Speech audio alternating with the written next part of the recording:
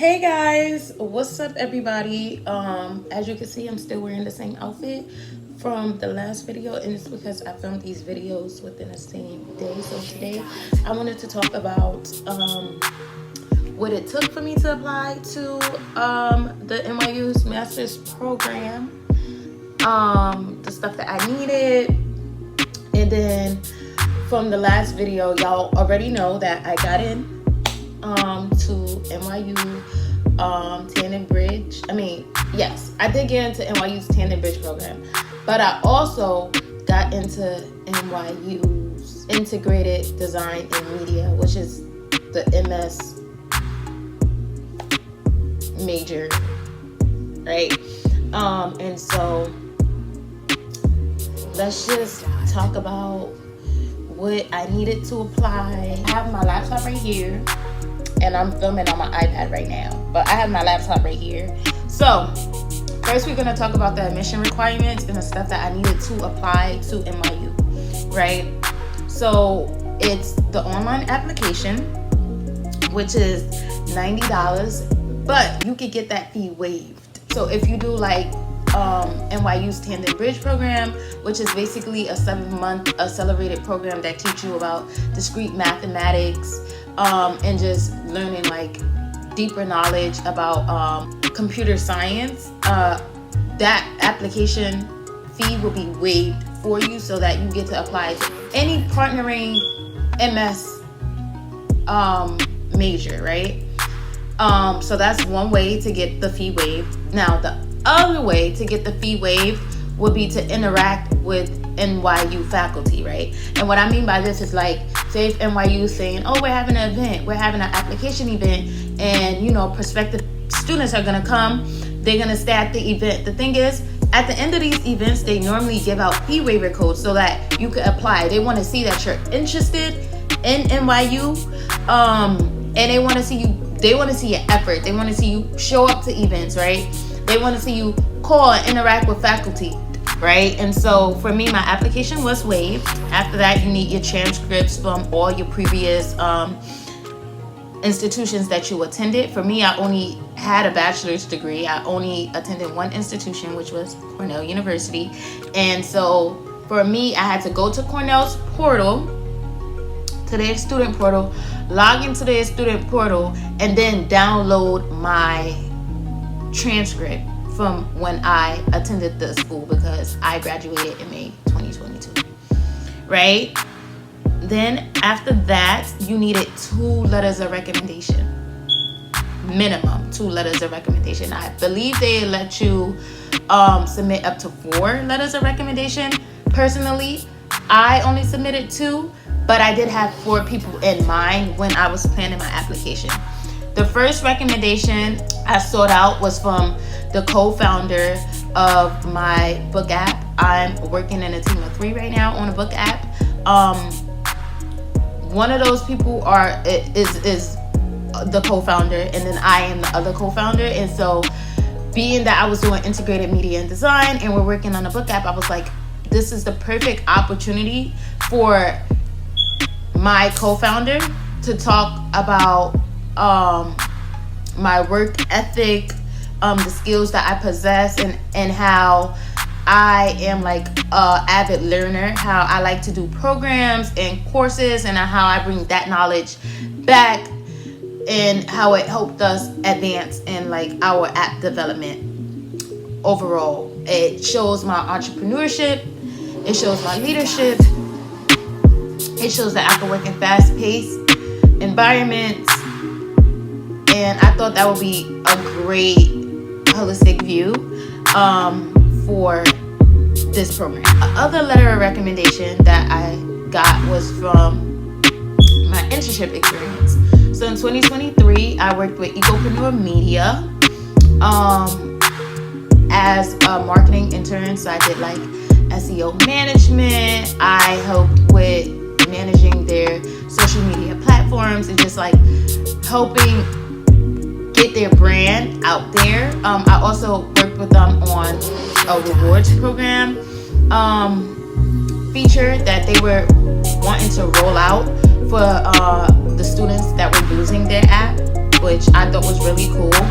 And so I got my supervisor, which is the CTO of the app. So he was working on like more of like the technology side of the app, versus his co-founder was working more on like the business side of the app, right? So I got my supervisor, who is also the CEO/CTO of the app, to vouch for me and write me a letter of recommendation. I don't know what he talked about in his recommendation letter. I don't know what any of them talked about in their recommendation letter. You have the option to put the status of the recommendation letter as view, so that like when somebody submitted, you can see what they submitted and you be able to read it. But personally, I have strong connections with these people. I never thought that they would talk down on me. I look to both of them as mentors in a way. I learn from both of them. And we just really have strong connection and strong bond. We work really well together. So when you pick out the people for your recommendation letters, I would say don't just choose any random person. Choose somebody that know you. Choose somebody that you work closely with. Choose somebody that have seen you elevate. They seen your growth. They know what you want to do. They know your long-term goals, right? And they can speak to that, and they can speak to the process of how you've been moving and your progress to get to those goals, right? I was very procrastinated a little bit when doing this application or these applications. I want to let y'all know, do not procrastinate. If they say, oh, the deadline is January 15th, try to submit your stuff by January 1st, right? Reach out to your the people that you want to get recommendations from. Reach out to them early. Reach out to them early, because schedules change, people change jobs, people time, the availability, everything changed, and you want to make sure that their letter about you is not rushed. Is not rushed at all. Okay? You want them to include everything, every positive thing, and you want them to just be able to speak to you and speak about you in detail. So you need to give them time to do so. Okay? After that, you have to write a personal statement. And I believe the personal statement was based off of like 2 prompts. It was 2 prompts, 2 questions. The first question was, why NYU Tandon Bridge? Why IDM? There's so many other places that you could be. Why do you want to be here? Jenifa, why do you want to be at NYU Tandon Bridge? What is special about NYU? What is special about integrated media and design, right? And then the other question is, what are you going to do with this degree? Where do you see yourself in 5 years? How is this degree going to be beneficial to your career and that pathway that you take, right? So I'm just going to read through my personal statement and what I wrote for each. Some things to consider. The personal statement is font size 11. Font is Arial. It had to be double spaced, and each prompt you had to answer in no more than 1 page. So for both prompts, the most amount of pages it could be double spaced was 2, right? So what I suggest you do is write out all your thoughts, get everything on the paper, right? And then after that, make it more concise, and that's when I recommend ChatGPT. Shout out to ChatGPT. Don't use AI to create your work or do the work for you. You want to do the work, and then you want to use AI to make it more concise. Maybe change the tone without losing the meat and the vegetables and of the burger. You know what I'm saying?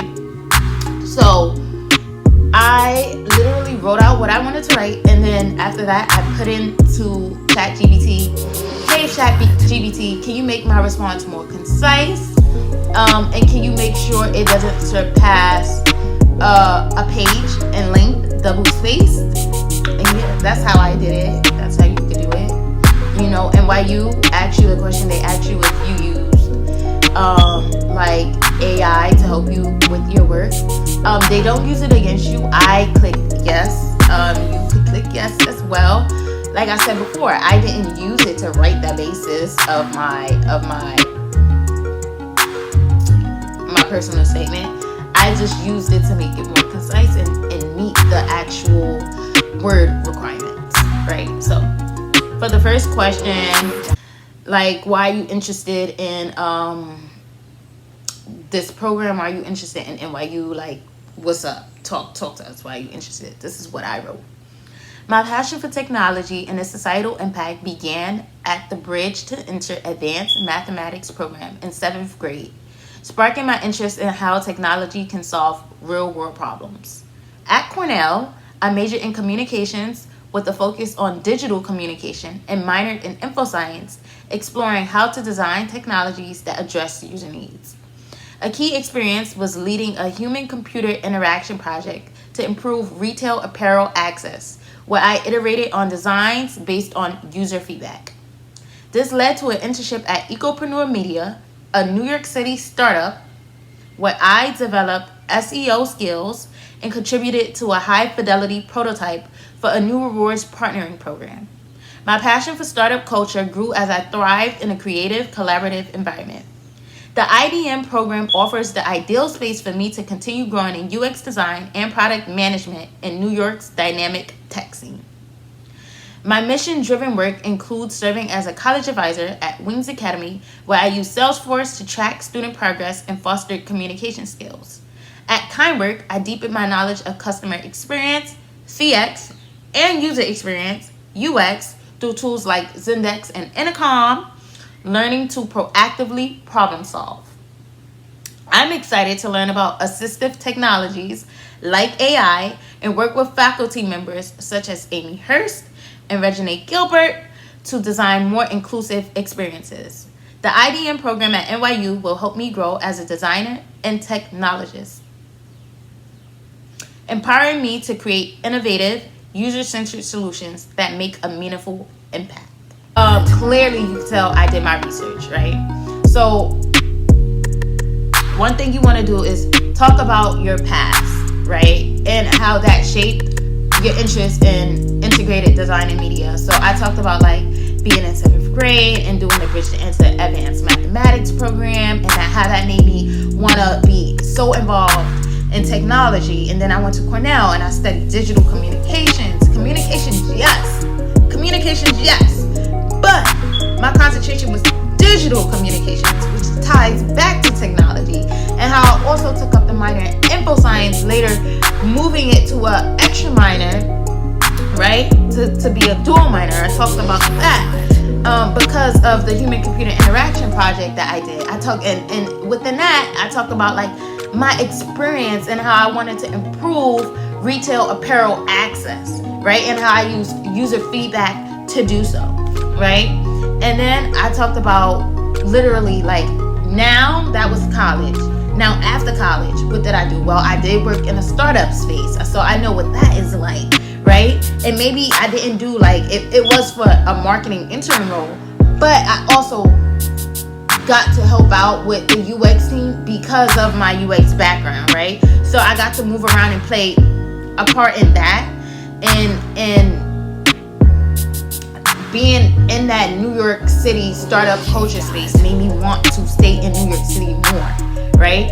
So not only is it this school, I have a connection to New York specifically. I'm a New Yorker. I like the New York startup culture, and I like the New York dynamic tech scene.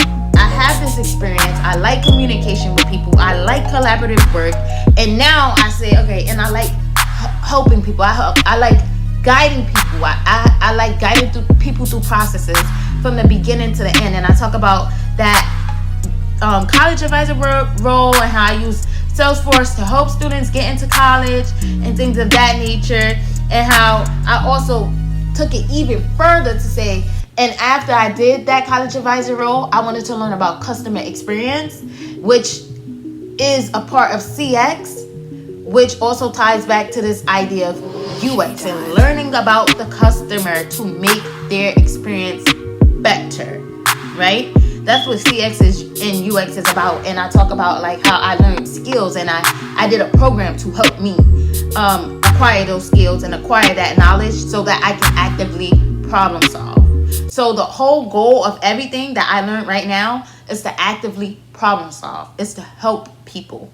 And then to conclude this all up and to bring it back to why IDM, when you conclude, there has to be a connection. Why IDM? And this is why I say, before you do these personal statements and stuff for these, pick out your schools and do your research on your schools. I want you to research the people. Research what professors you want to talk to. What professors are you excited to meet? Why? How are they going to help you in the long term? Do any of their mission, their goals, their passions align with yours, right? And so here I talk about, like, I'm excited to learn about assistive technologies like AI, which I am. And then I talked about in my video, I say, like, how I used AI to help me, right? And write in my paper. And then I talked about, like, I mentioned the actual faculty that I want to work with, which is Amy Hurst and then Regine Gilbert, right? I did my research on these professors. I did my research. Amy Hurst, she likes AI. Her skills and passions have been deeply rooted in AI. And then Regine Gilbert is a UX designer, right? She also is a professor, but she works to make designs more inclusive for people, right? And that's what I want to do. That's what I want to do. And that both of those will be beneficial to me when building my book app. And then I closed it out and I said, like, you know, how is IDM going to help me? Well, the program at NYU will help me grow as a designer and a technologist, empowering me to create innovative, user-centered solutions that make meaningful impact, right? And user-centered solutions that make meaningful impact, I literally took that from NYU's IDM website. Their goal is to make meaningful impact in technology. And this is why I say do your research. Oh, the other question, the other personal statement that they wanted me to talk to was, what am I going to do with my degree? So, like, if we offer you this degree, what are you going to do with it? Where do you see yourself in the next 5 years? Because, yeah, there's so many people applying to this program, but what are you going to do with the degree? I want to know what you're going to do with the degree, right? And so this is what I wrote. After completing my degree at NYU Tandon, my 5-year plan is to leverage the skills, network, and experiences I gained to make a significant impact in UX design, AI, and business. New York City's thriving tech ecosystem offers the ideal environment to innovate, and I'm excited to collaborate with ambitious professionals and contribute to projects that drive positive change. I'm currently working with a team to develop an app that would transform how authors create books and how readers experience them. Over the next few years, I plan to deepen my expertise in UX and interaction design using user insights to improve usability and accessibility. I aim to stay ahead of emerging trends and tools, ensuring my designs meet user needs efficiently and effectively. A key focus of my plan is to explore how AI can enhance user-centered design, particularly in edtech and the book industry. By integrating AI-driven personalization, I hope to create intuitive, impactful products that exceed user expectations. Additionally, I aim to explore the intersection of technology, education, and law, particularly how legal frameworks like data privacy and accessibility regulations shape product development. As I take on leadership roles, understanding these aspects will be critical to creating innovative, compliant, and ethically responsible products. Ultimately, my 5-year plan revolves around continuous learning, hands-on experience, and making a meaningful impact in the tech industry while remaining mindful of ethical and legal considerations. That was that. Moving on. So after you do your personal statement, they want you to submit your resume.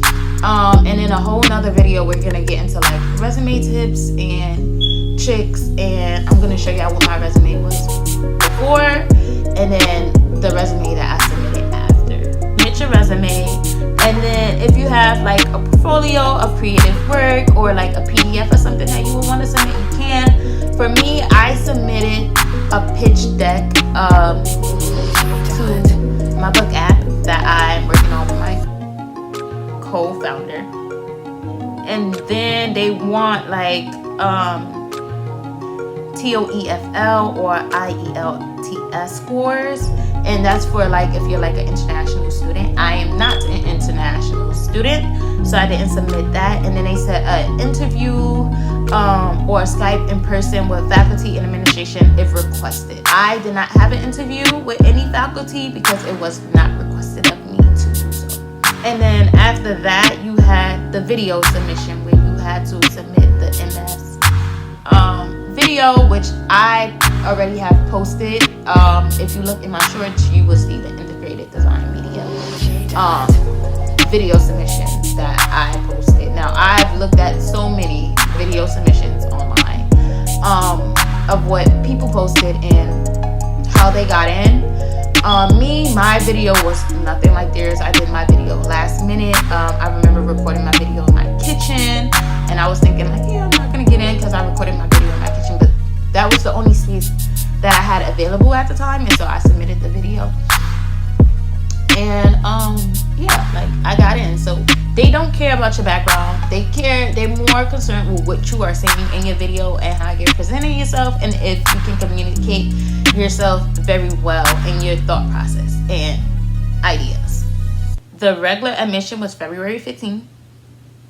And so I applied by February 15th, and I got my acceptance letter March 24th.